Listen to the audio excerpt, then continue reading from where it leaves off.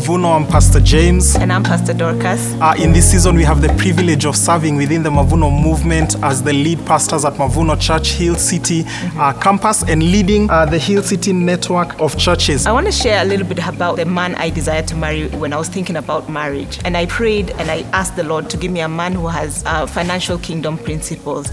But I didn't realize how much this would affect our decisions in marriage. James always has wanted to give sacrificially. And it hasn't always been easy for me because naturally I don't think I'm a giver, but he always wanted to give sacrificially. So it was always a debate between us. So, something interesting happened last year. Pastor M invited us to a capital campaign. We call it the Free the Future campaign. And I remember from that Saturday when he shared it at our very first the gathering, when he shared about the capital campaign, in that moment, I knew how much I wanted to give and I knew that it was a lot of money. But then I didn't know how to communicate this to my wife, especially because I had no idea where that kind of money would come from. Right after the invitation to give, we went home with Free the Future cards before we had even the pledge cards, before we had the app. And I remember we had the pledge card in the car.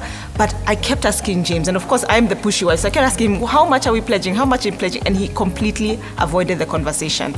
And so in January, right after we came from our holiday in December, I said to him, I know you want to give a lot of money. Tell me how much. I had been avoiding the conversation. My wife is a practical person. She has a level head, and so she sort of helps me to be level-headed as well. And that's why I was struggling to bring it up. Even I was struggling internally to say it to myself. I knew on the first day that I wanted us to pledge 1 million shillings. It was nowhere within our horizon of a gift we would be able to give. There was nothing practical that was indicating that it would be at all possible for us to give that money. We had always given sacrificially because much as we had given, it wasn't always that we were assured there was a comeback for it. But this time we desired very much to give something that was beyond even what we could have imagined. Our first salary we could have managed, but 1 million was beyond what we could even conceive. And so the desire really was first that we would give God more than we've ever given him before. That was the first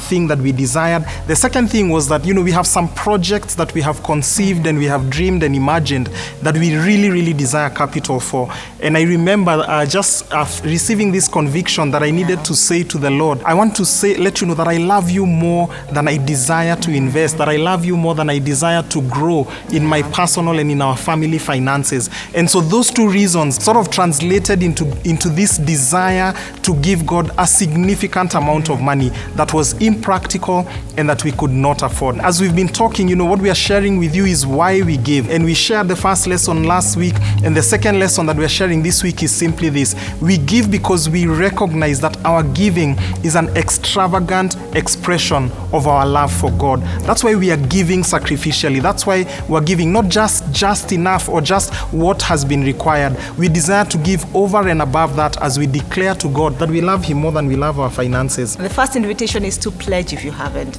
I know it's difficult. For us, even the pledge this year was not from a place of knowing where the money would come from, knowing how we would have managed to make the payment.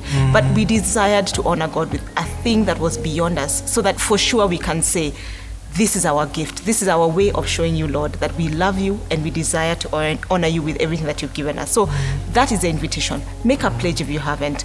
Take a risk on God. It's the only risk you can be assured of. The second thing is fulfill your pledge.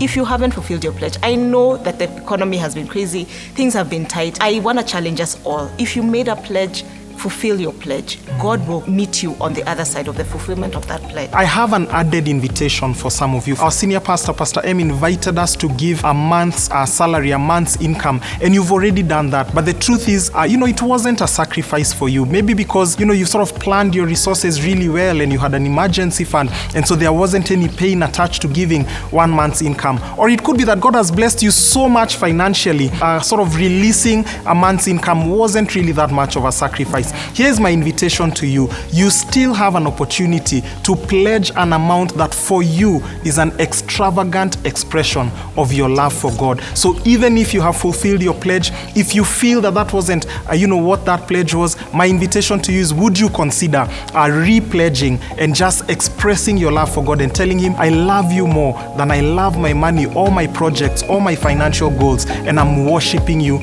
even with my financial resources. Thank you so much, and God bless you.